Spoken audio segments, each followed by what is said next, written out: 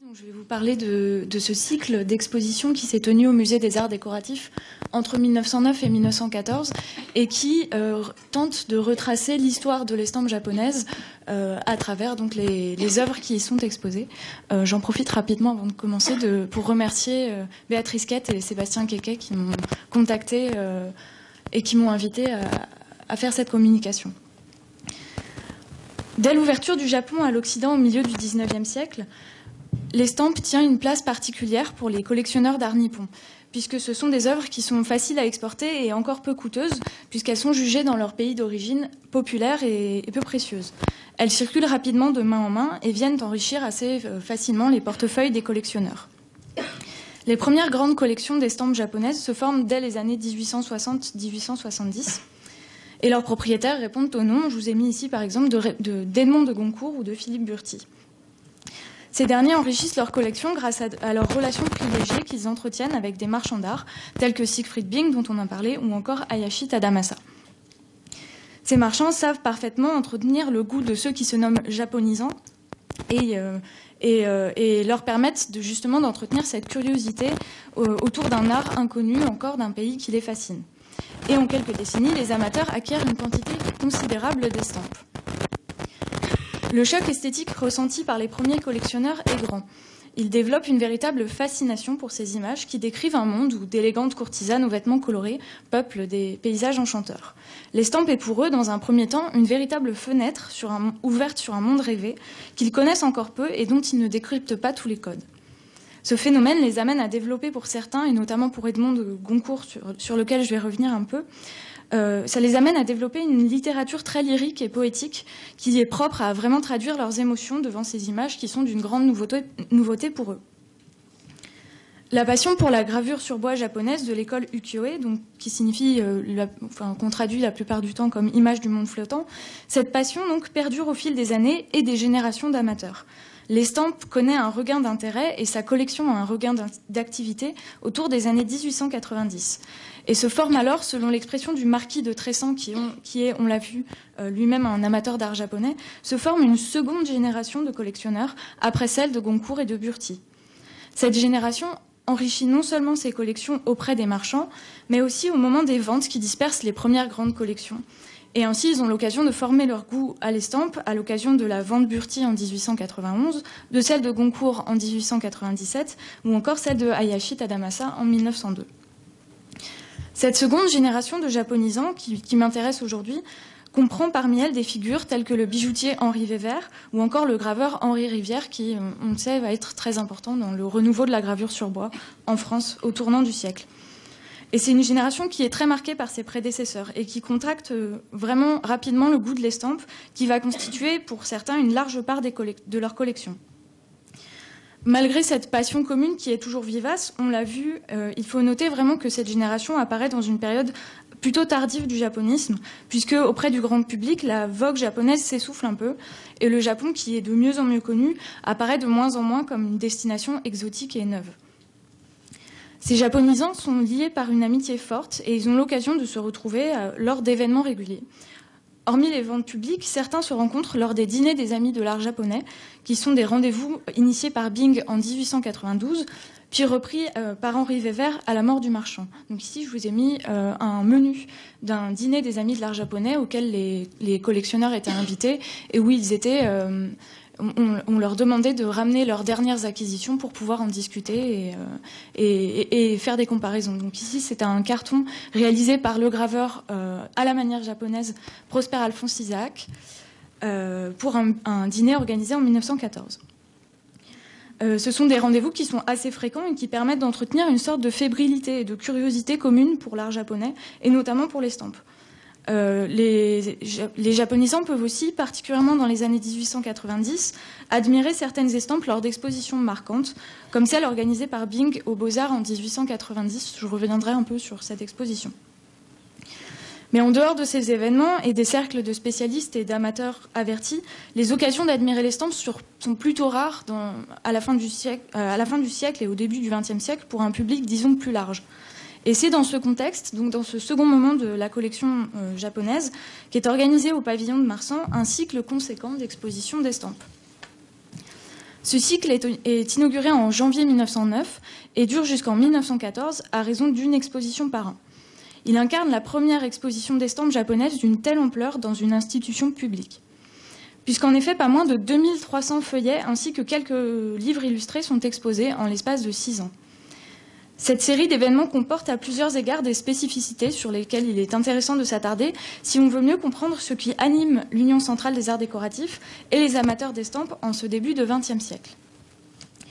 Présenté par son organisateur principal Raymond Quequelin comme l'événement qui marque l'apogée du goût français pour l'estampe, le cycle d'exposition est réellement une mine d'informations sur la place de l'estampe japonaise dans les milieux japonisants au début du siècle. Il résume les pratiques d'un demi-siècle de collectionnisme et tente en même temps de les renouveler. On peut dégager plusieurs grands axes pour comprendre les buts des organisateurs des expositions, qui sont représentés ici majoritairement par Raymond Quequelin, dont je vais surtout vous parler. En fait, c'est lui qui mène vraiment le projet à bien. Quequelin souhaite tout d'abord renouveler la manière d'exposer l'estampe japonaise et par ce biais d'en faire l'histoire.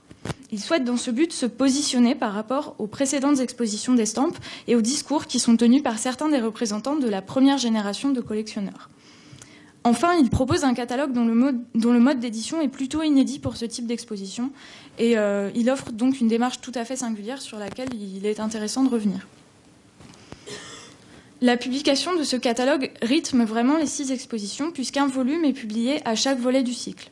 Le programme des expositions est établi selon une progression chronologique à travers l'histoire de la gravure japonaise, du perfectionnement de la technique au XVIIe siècle au raffinement du XIXe siècle. Pas moins de 130 artistes apparaissent au catalogue, des noms les plus familiers des amateurs aux artistes encore méconnus. Donc ici, je vous ai mis, avec une erreur, j'ai mis 1912, mais c'est 1911, je vous prie de m'excuser, les titres de chaque volet des expositions. Donc, le cycle s'ouvre en 1909 sur une exposition intitulée « Estampes japonaises primitives » qui est vraiment, je pense, à même d'attiser la curiosité des amateurs puisque ces estampes du début du XVIIe siècle sont encore peu exposées et très peu connues. Et Raymond Quequelin, notamment, a un intérêt particulier personnel pour ces estampes. En 1910, le cycle d'exposition s'arrête sur Harunobu, Koriusai et Shunsho, à savoir que les titres sont choisis avec des artistes jugés représentatifs de leur période, mais bien sûr, il y a aussi dans cette exposition les élèves de ces artistes et d'autres graveurs moins connus. En 1911, donc, Kiyonaga, Bunsho et Sharaku. En 1912, une exposition est consacrée uniquement à Utamaro. Je vous ai mis ici, pour l'anecdote, la seule estampe un peu érotique que l'on peut trouver dans ces expositions, puisque même si la production d'estampes érotiques est bien sûr connue des collectionneurs, la pudeur veut qu'on ne montre qu'un bout de fesse de cette courtisane d'une estampe tirée de la série des poèmes de Laurier. En 1913, on reprend le cycle avec Yeishi, Choki et Okusai. Et enfin, le cycle s'arrête sur Toyokuni et Hiroshige en 1914. Raymond Quequelin est le chef d'orchestre du projet. Il est membre de l'Union centrale et il en devient d'ailleurs le vice-président en 1911. Il occupe une place particulièrement importante au sein de la communauté des collectionneurs d'art japonais. Il est converti à l'estampe lors de l'exposition de Bing en 1890, donc celle-ci. Et je parle vraiment de conversion parce qu'il va témoigner dans ses mémoires, qui est un petit ouvrage qu'il rédige en 1930, de véritables coups de foudre qu'il va ressentir devant les estampes exposées aux Beaux-Arts. Alors qu'auparavant, il se méfiait un peu de cette mode japonaise et de cet art qu'il avait compris comme étant un art de bibelot. Après cette révélation, il est introduit auprès du collectionneur Louis Gons par un ami commun. Et à l'occasion de cette rencontre, Louis Gons lui fait don de 2 estampes. Et peu de temps après, il achète dans la boutique de Hayashi Tadamasa, pour le prix de 150 francs, les 2 premières pièces de sa collection d'estampes japonaises, 2 triptyques paysagers de Hiroshige que je vous ai mis ici. Quequelin est un amateur assidu au dîner de l'art japonais et il fréquente régulièrement la boutique de Hayashi Tadamasa. Il adhère aussi à la société franco-japonaise. Son enthousiasme pour l'estampe et son implication dans la vie muséale parisienne font de lui une personnalité charnière entre le milieu des amateurs et l'Union centrale. Puisqu'en effet, pour mener à bien son projet considérable, Quequelin fait appel à ses amis amateurs. À cette époque, la majorité des estampes conservées en France appartiennent à des collections privées. Et il faut noter à ce titre que seuls les musées du Louvre et le musée des arts décoratifs apparaissent parmi la liste des prêteurs du cycle d'exposition de 1909-1914. En ce début de siècle à Paris, seuls le Louvre, le musée Guimet, les arts décoratifs et la Bibliothèque nationale conservent des pièces d'art japonais. Coquelin témoigne de la réussite de son appel dans ses souvenirs. Il écrit « Nul amateur ne se refusa à prêter les meilleures pièces de sa collection, et l'on put passer ainsi comme une revue de ce que leur goût avait amassé dans Paris pendant 25 ans. » En effet, pas moins de 66 amateurs répondent à sa demande.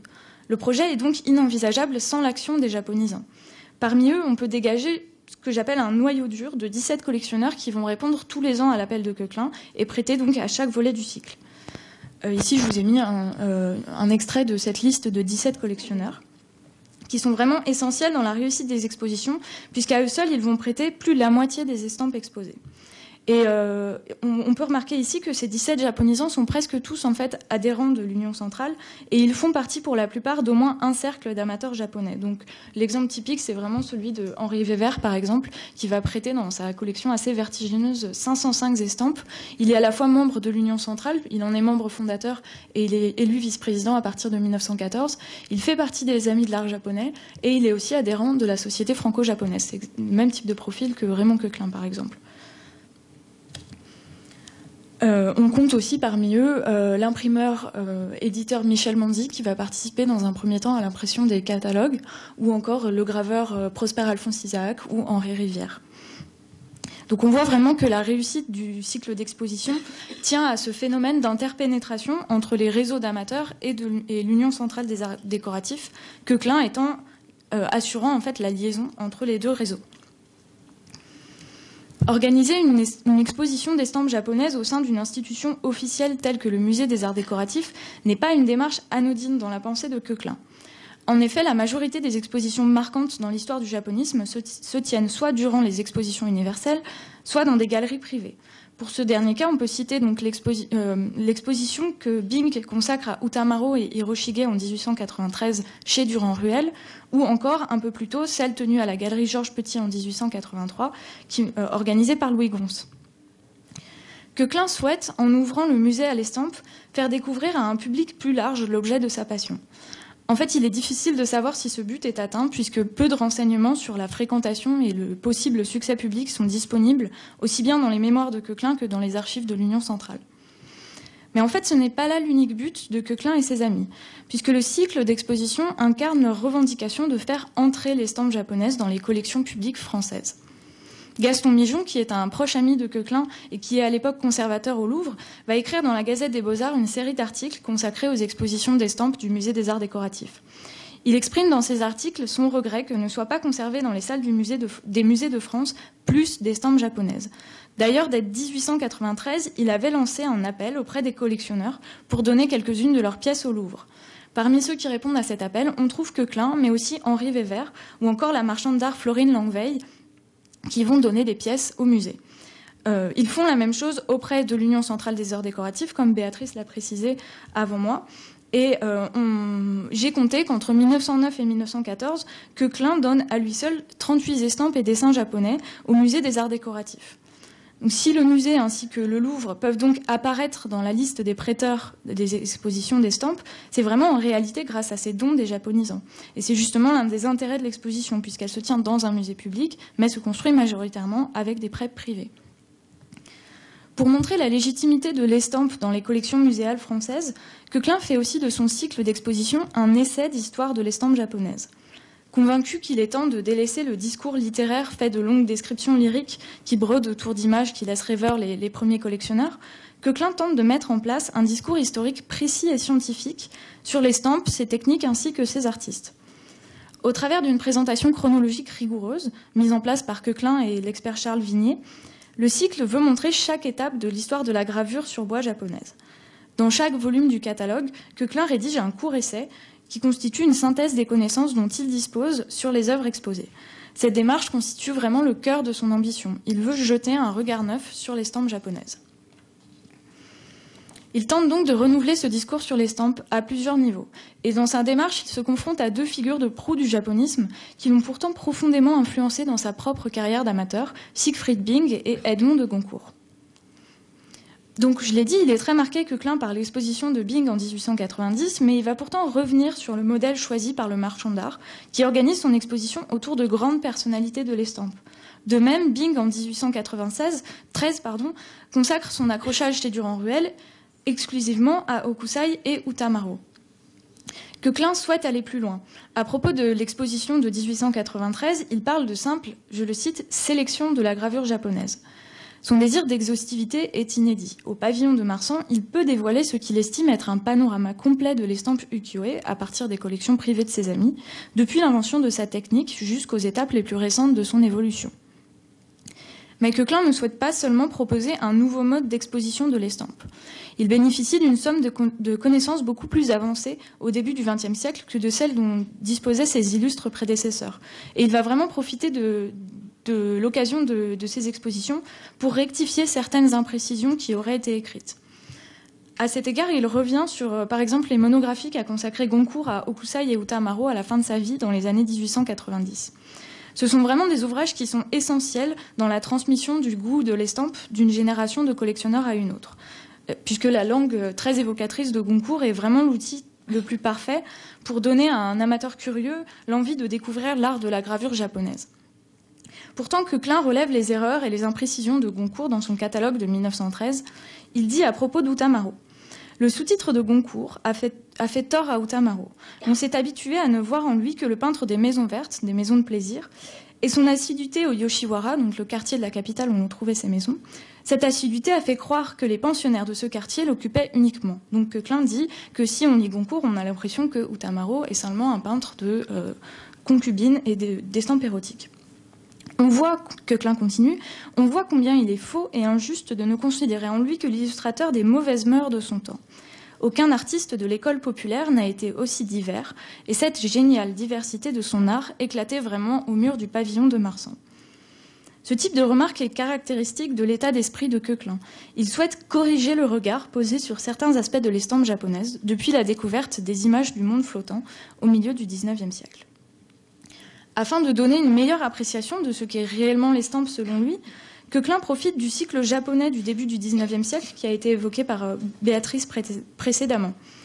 Dans ce contexte, la gravure sur bois peut être inscrite dans un panorama un peu plus large de toutes les disciplines, enfin, une partie des disciplines de l'art japonais. Sur son propre aveu, Coquelin parle de véritable aveuglement qu'aurait provoqué l'estampe à sa découverte. Dans ses mémoires, il dit que longtemps elle accapare l'attention de certains amateurs, dont lui-même, et il va regretter la méconnaissance d'autres disciplines de l'art japonais. Il souhaite notamment combler les lacunes autour de la peinture de l'école ukiyo-e, qui est trop précieuse pour être vendue hors du Japon et qui est très peu présente dans les collections des Français à cette époque-là. Il profite donc de l'invitation du collectionneur Fukuba en 1911 qui expose ses peintures de l'école ukiyo-e, ainsi que de celle de la maison d'édition japonaise Shimbishoin, sur laquelle je reviendrai un peu plus tard, en 1911, qui a lieu au même moment que le troisième volet du cycle sur l'estampe. La maison japonaise Shimbishoin étant une maison d'édition spécialisée dans les ouvrages luxueux avec des reproductions d'œuvres d'art assez somptueuses. Si vous avez l'occasion de revenir demain, ces volumes seront montrés à la fin du colloque, et je pense que ça vaut vraiment l'occasion, le coup d'œil. Et la Shimbishoin édite également en fait, des reproductions d'estampes anciennes. En fait, l'occasion du cycle d'exposition est pour Coquelin le moment de vraiment donner corps à son ambition d'historien de l'estampe. Il offre certes à ses amis japonisants une occasion de célébrer leur passion commune pendant 6 ans, mais il fait aussi des expositions le support d'un discours nouveau, qui incarne une période de transition dans l'histoire de l'estampe japonaise, telle qu'elle est écrite par ses collectionneurs français. Un outil particulièrement intéressant est mis à la disposition de Coquelin pour mener à bien son projet. C'est le catalogue, qui paraît donc en 6 volumes, chacun suivant un des volets du cycle. Leur aspect particulier mérite qu'on s'attarde vraiment sur eux quelques instants. Ce sont des ouvrages de grand format, donc ce sont des in-quarto, et ils sont majoritairement constitués de planches de reproduction des estampes qui vont être exposées au pavillon de Marsan. Ils contiennent donc ce court essai historique écrit par Coquelin, ainsi que le catalogue établi par Vignier, mais ils font vraiment la part belle à l'image. Et ces catalogues doivent être comparés à certains ouvrages sur l'art japonais et sur l'histoire de l'estampe qui sont publiés au tournant du siècle pour bien comprendre leurs spécificités. Ces volumes sont remarquables lorsqu'on regarde le type de publication sur l'estampe japonaise entre la fin du XIXe siècle et le début du XXe siècle. Leur conception s'insère parfaitement dans le projet de Coquelin et témoigne de l'esprit dans lequel ont été organisées les expositions de 1909-1914.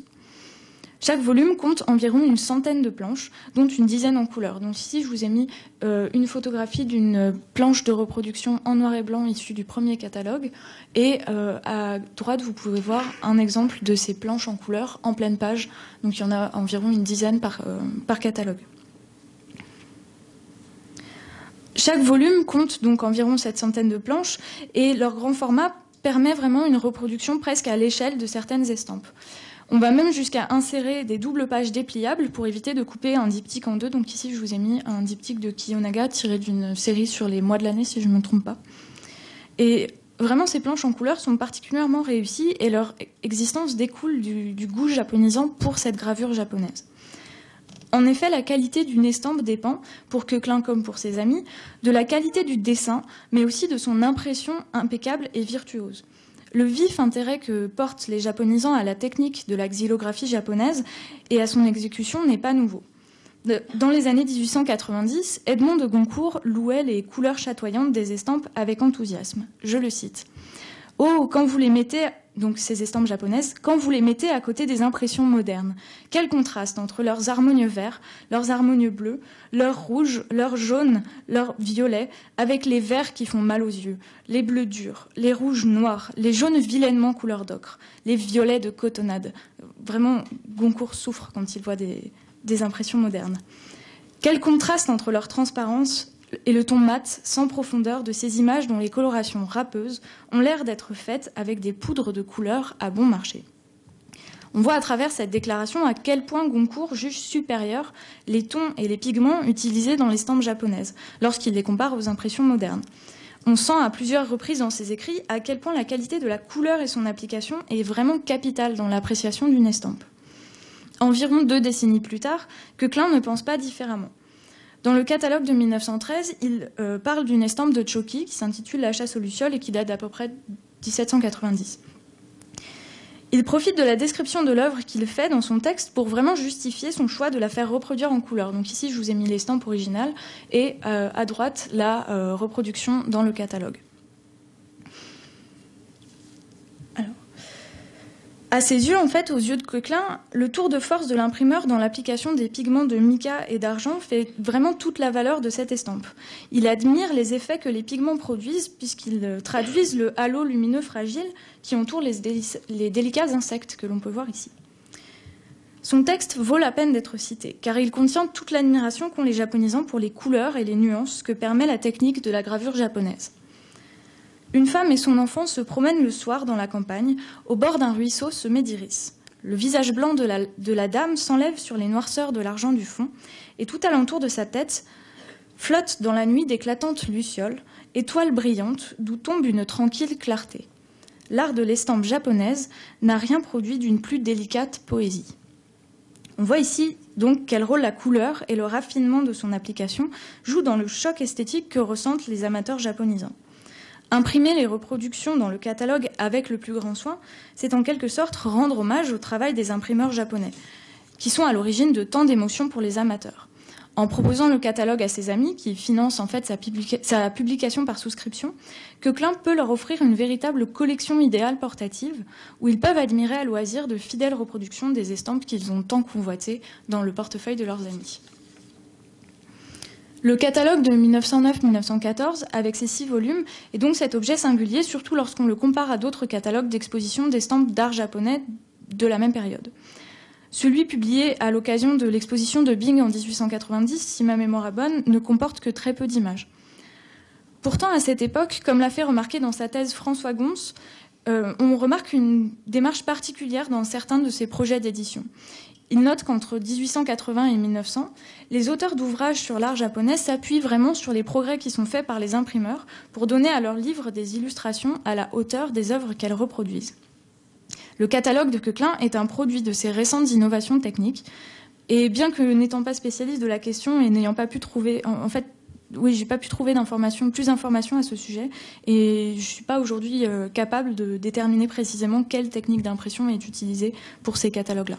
Donc, c'est des choses que je dois encore chercher. Coquelin a des modèles en tête lorsqu'il organise la publication des catalogues. On compte parmi eux celui des ouvrages de la maison d'édition japonaise Shimbishoin. Alors je vous ai pas mis de reproduction parce que mes talents de photographe étant limités, j'ai pas réussi à avoir des photos suffisamment satisfaisantes, mais vous pourrez vraiment les admirer demain à la fin du colloque. En fait, la maison Shimbishoin, c'est une maison qui est active dès le début du XXe siècle au Japon et dont la production perdure jusqu'à la fin des années 30. Et elle édite entre 1906 et 1909 sa propre histoire de l'estampe japonaise en 5 volumes qui s'intitule Masterpieces Selected from the Ukiyo-e School, donc chefs-d'œuvre sélectionnés dans l'école Ukiyo-e. Ce sont des ouvrages de grand format avec des illustrations abondantes et particulièrement soignées. Donc ces caractéristiques vraiment recoupent celles du catalogue que Coquelin met en place. La société Shimbishoin connaît un grand succès auprès des amateurs japonisants en Europe, puisqu'elle est vraiment donc spécialisée dans l'édition de ces livres luxueux qui vont reproduire des œuvres d'art. Et elle réalise aussi des reproductions donc, d'estampes anciennes qui sont vendues dans des recueils de planches, qui est un usage courant à cette époque. D'ailleurs, le catalogue de Coquelin va être publié sous cette forme-là. En fait, la Shimbishoin combine 2 techniques d'impression pour parvenir à publier des reproductions fidèles jusque dans les derniers raffinements des coloris et du dessin. Ces imprimeurs utilisent à la fois les techniques ancestrales de la gravure japonaise et des procédés mécaniques modernes. Ces publications font une forte impression, sans jeu de mots, auprès des japonisants, spécialement à Paris, où donc la maison est invitée à présenter ses productions dans les salles du musée des arts décoratifs en 1911. Et c'est d'ailleurs auprès de Coquelin que Shichi Tajima, l'éditeur de la Shimbishoin, prend contact pour organiser cette exposition. La structure des volumes de cette considérable histoire de l'école ukiyo-e écrite par des Japonais diffère évidemment de celle du catalogue du cycle d'estampes de Coquelin. Des illustrations sont intégrées à des courts textes qui jalonnent les recueils des planches, tandis que Coquelin fait vraiment le choix de séparer texte et image. Ces textes, comme les préfaces de Coquelin, sont des courtes notices historiques et biographiques.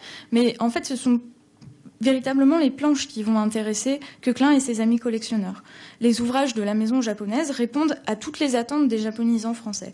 Elle leur permet de prendre connaissance d'œuvres conservées au Japon, puisqu'elle traite notamment de la peinture ukiyo-e, et de connaître mieux leur histoire. Raymond Coquelin a sûrement en tête ces luxueux volumes lorsqu'il conçoit avec ses collaborateurs son propre catalogue. Ils sont présents dans sa bibliothèque dès l'année 1911, puisque Shichi Tajima, quand il demande à Coquelin l'autorisation de faire une exposition au musée des arts décoratifs, en profite pour lui envoyer des volumes qu'il a édités, et un avis de réception trouvé dans les archives de l'Union centrale atteste qu'en 1911, ces ouvrages sont bien arrivés à Paris et sont installés dans la bibliothèque de Coquelin. Les japonisants, donc je l'ai dit, attachent beaucoup d'importance et de respect au savoir-faire de l'impression japonaise. Et d'ailleurs, à ce titre-là, 2 des invitations au dîner japonais sont même envoyées au Japon pour qu'on puisse les imprimer, et on confie ce travail aux ateliers de la Shimbishoin. La confiance accordée à la société d'imprimerie et d'édition montre bien à quel point le respect des techniques d'impression compte pour les japonisants. Ainsi, dans leur catalogue, ils tentent de parvenir, avec les moyens qui leur sont accessibles, à la même perfection dans la reproduction, dans une logique de restitution la plus vraie possible de la matérialité des estampes, qui est si importante pour eux, de ses couleurs, des jeux de nuances et surtout de matière qu'elle permet, ainsi que ses textures subtiles. Alors ici, je vous ai mis un autre ouvrage en fait, qui a été envoyé à Raymond Coquelin par la maison d'édition Shimbishoin, j'ai presque terminé, pardon, qui s'intitule Process of Woodcut Printing Explained, et qui est vraiment fait pour recueillir vraiment l'enthousiasme des japonisants qui s'intéressent particulièrement aux étapes de la création de ces estampes japonaises. Donc, les livres de la Shimbishoin ne sont pas les seuls modèles de Coquelin. Il est donc profondément marqué par la personnalité de Bing, et il s'appuie sur la publication du Japon artistique pour aussi penser ses catalogues. Là, je vais m'intéresser vraiment aux illustrations qu'on trouve, qui sont très nombreuses dans la publication de Bing, qui paraît entre 1888 et 1891. La place de l'image dans cette revue est grande. Bing publie des planches entières, mais aussi des fragments d'estampes qui vont graviter autour des textes. Donc ici, on voit, et qui n'ont pas vraiment de rapport avec les textes, avec le sujet des textes. Le marchand d'art va déclarer dans le premier numéro de la revue que l'image est vraiment essentielle pour faire ressentir au lecteur l'émotion esthétique qui est provoquée par l'art japonais. Il dit « Il m'a semblé que pour donner cette sensation précise des choses, il n'y avait qu'un seul moyen efficace, celui de parler au regard par une reproduction fidèle des originaux. » Pour moi, ces fragments d'images, comme on peut les voir autour du texte, sont particulièrement significatifs. Ils n'illustrent donc pas directement le texte et ne sont pas légendés. Ils participent en fait à la construction d'un Japon imaginaire et idéal. En fait, ce sont les planches reproduites en entier qui vont bénéficier de légendes dans la revue de Bing. Le marchand sélectionne dans les estampes les motifs frappants qui sont susceptibles d'attiser la curiosité et l'imagination de ses lecteurs. On voit bien avec ce détail l'état d'esprit de Bing. Il souhaite produire des articles à même de renseigner les lecteurs sur l'art du Japon, mais fait aussi de l'art nippon l'illustration de cette vision fantasmée d'un pays exotique. Sauf que Klein, s'il partage ce goût de la reproduction de l'image qui participe à la transmission de cette sensation esthétique, va vraiment choisir de séparer image et texte. À mon sens, c'est un marqueur du fait que Klein entre dans une nouvelle logique différente de celle de Bing, c'est-à-dire qu'il veut vraiment donner un sens d'outil scientifique à son catalogue et ne pas seulement en faire un objet où les images auraient aussi une valeur décorative. Klein n'est bien entendu pas le seul ni le premier à se lancer dans une démarche d'historien de l'art, et il est notamment très influencé par l'art japonais que publie Louis Gons en 1983, qui marque vraiment un tournant dans l'écriture de l'histoire de l'art japonais. Mais l'ampleur que prend le projet de Klein, autant par le vaste cycle d'expositions que par ses catalogues, est un exemple caractéristique de l'évolution du discours des japonisants au début du XXe siècle. Délaissant une littérature certes moins aride et plus évocatrice, comme celle que Goncourt a pu écrire, Klein tend maintenant vers une véritable littérature scientifique sur l'estampe japonaise. En cela, il incarne une période charnière dans l'histoire de l'estampe japonaise, telle qu'elle est écrite par les amateurs d'art japonais. Le cycle d'exposition d'estampes tenu entre 1909 et 1914 est un projet donc tardif qui appartient à une période clé de l'enrichissement des collections muséales françaises dans le domaine de l'estampe japonaise. Cet enrichissement s'opère progressivement et il est porté par un groupe d'amateurs qui tendent de plus en plus vers cette vision historique rigoureuse de l'objet de leur passion. La personnalité de Klein ainsi que ses ambitions cristallisent bien les grandes questions de cette période de la collection japonaise. Née dans les ouvrages de Goncourt et dans les pages du Japon artistique, la génération auquel il appartient tente pourtant de se dégager de ce type de littérature. Klein est toujours fasciné par l'estampe. C'est par elle qu'il commence sa collection d'art de l'Extrême-Orient. Mais il souhaite, au début du siècle, participer à l'édification de l'histoire de la gravure qui se met en place, autant en Europe qu'aux États-Unis et surtout au Japon. Je vous remercie. Pardon d'avoir été élue.